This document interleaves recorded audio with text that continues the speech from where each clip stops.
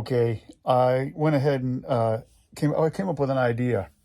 I wanted to determine exactly where the cold spots were, and I realized, in my inspection tools as a home inspector, I had what's called it's an infrared thermal attachment to the camera.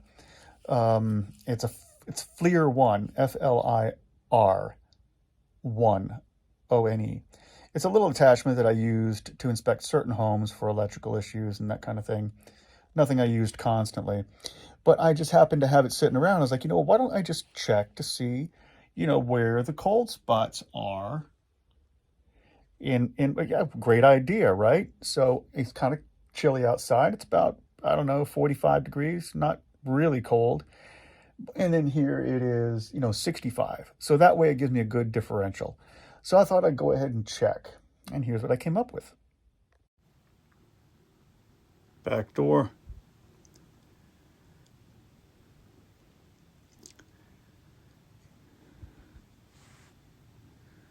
You can see the cold spot right there.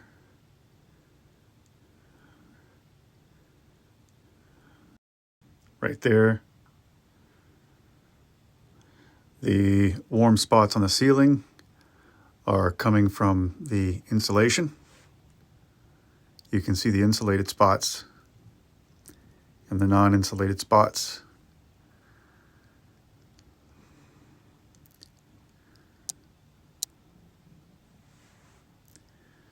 That is the cover of my window right there. It's very warm, but above it and right at the corner of my bed and here underneath the shoes, you can see very cold. The dark spots are the very cold spots. So the corner right there, very cold.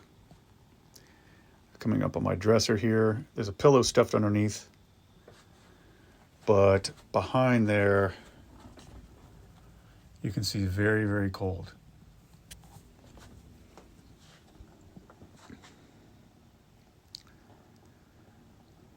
The door, usually I keep it covered, but you can see without the cover on it, which is right there, hanging, without the cover on it, it's very cold.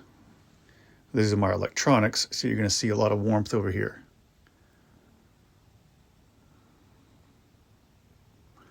Again, from top to bottom.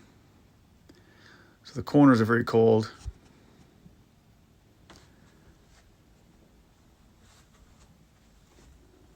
I'm also standing over the heater as it's putting heat up toward me here. So, yeah, very cold in the corners.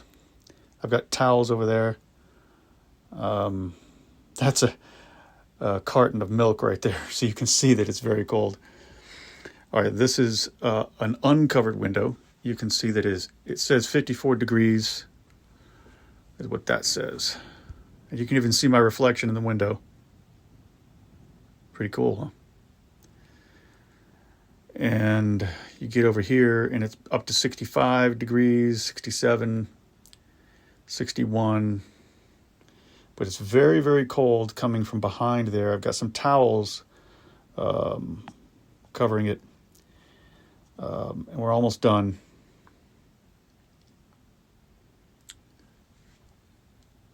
Corner is not much difference, 50, 59, 58, something like that.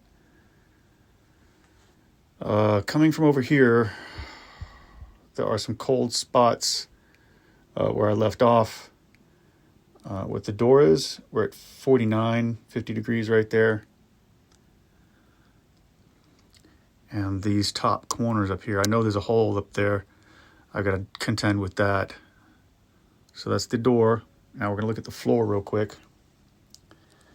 Not terrible. I've got it covered. So it's a covered floor right now.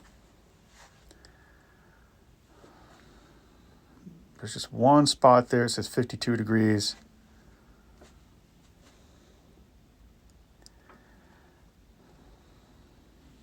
That's coming from underneath the table. This is the The front door, you can see where the cold spots are on in the very corners. I always cover those at night. I gotta get away from this heater. There's a pile of clothes on the floor, and you can see underneath my shoe rack, it's very cold. Now I'm gonna look over here from a different angle. Again, that's the door. Very cold in the corner. Underneath here, I've got the bed covered, but there's still lots of cold air coming from, and I can feel it coming from underneath there.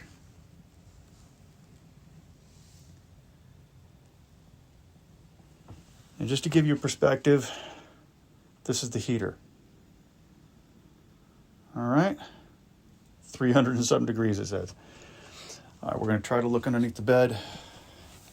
I lift the cover, see what it looks like. There's some items under there, blocking, so it's not terribly cold. Not bad, actually. I see some 47, 45 over there near the wall, and that's not terrible.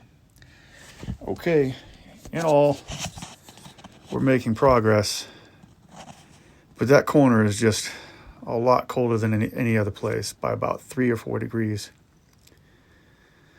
Okay, looks like that's it. Yep, the roof is just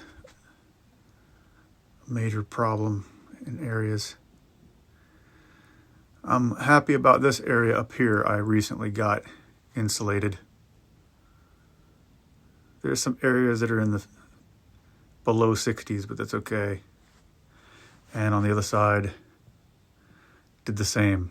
So you can see up there, it's 65 degrees. It's fine. Of course, that's the heat rising too. But that corner is just really, really cold over there. Okay, that's it. So as you can see, it's not terrible. The corners are what's so bad. And I have put tar on the outside of each of those corners. It looks like the inside is what's gonna need so much work. There were a few spots between the actual logs that need work, but mostly the doors. I mean, the corners of the doors were real bad. And of course, floors are bad if you don't cover them, and there were some areas of that, that weren't covered. And you always want to cover your windows with something. And I use moving blankets or towels, whatever works best for you. Really, that was it. Everything else seemed to be fairly sealed. I've made a lot of progress in the past months. Won't make the same mistakes as I made before, but you can see, that is, I won't make the same mistakes with the next one that I've made with this one. So as you can see, it's not terrible. The ceiling could have been better insulated.